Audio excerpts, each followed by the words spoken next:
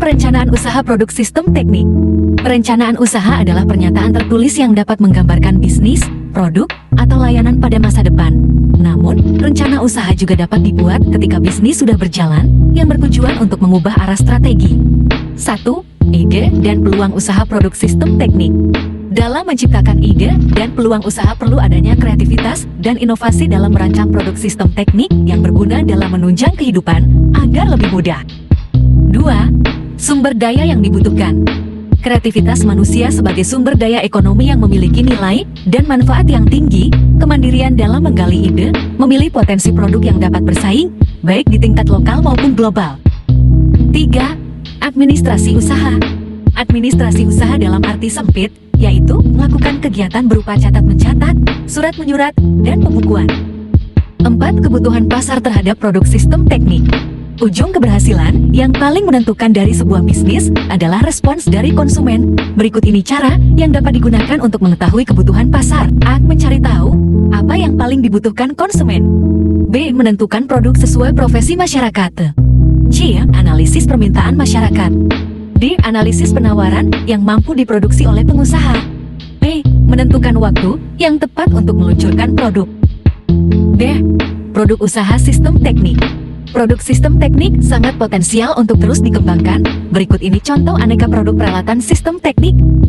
A. Alat pengering hasil pertanian. Alat pengering hasil pertanian menggunakan bahan zinc yang diberi warna hitam dengan tujuan untuk menyerap panas, baki berfungsi sebagai wadah bahan yang dikeringkan di dalam ruang pengering. B. Kompor batik. Kompor listrik untuk membatik digunakan untuk menggantikan kompor sumbu yang menggunakan minyak tanah yang saat ini jarang didapatkan. Hal ini dapat menghemat biaya produksi untuk memanaskan lilin atau malam untuk membatik. Alat ini mengonversi energi listrik menjadi energi panas. C.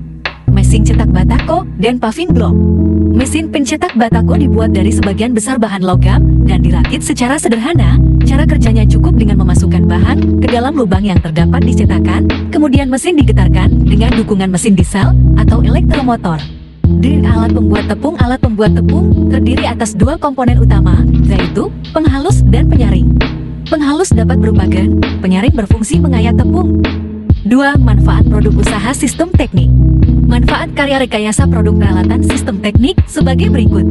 A. Keberadaan karya produk usaha sistem teknik memberikan manfaat bagi kesejahteraan masyarakat yang menggunakannya. B. Solusi bagi peningkatan produktivitas dan efektivitas dalam menjalankan produksi usaha rumahan home industry. C. Memberikan kemudahan serta meningkatkan kualitas dan jumlah produksi. D. Memacu kreativitas dan inovasi dalam pembuatannya. E. Terciptanya lapangan pekerjaan. 3. Perencanaan produksi alat pengering hasil pertanian. Salah satu masalah dalam proses pertanian padi adalah saat memanen atau saat memasuki proses pengeringan gabah. 4. Pengemasan produk. Fungsi paling mendasar dari kemasan adalah untuk mewadahi dan melindungi produk dari kerusakan sehingga lebih mudah disimpan, diangkut, dan dipasarkan. Berikut beberapa hal yang harus diperhatikan dalam pengemasan produk. A. Dibuat semenarik mungkin. B. Membuat informasi yang jelas dan jujur. C. Menarik desain, warna, bentuk. D. Ukuran dan material bahan sesuai dengan kebutuhan. N. Bahan terbuat dari material. F. Volume kemasan menggunakan ukuran umum. C. Menghitung titik impas break-even point usaha sistem teknik. BEP adalah titik impas yang mengacu pada jumlah pendapatan yang diperlukan untuk menutup total biaya yang sudah dikeluarkan dalam jangka waktu tertentu. Cara menghitung BEP harus dihitung dari 4 komponen berikut. 1.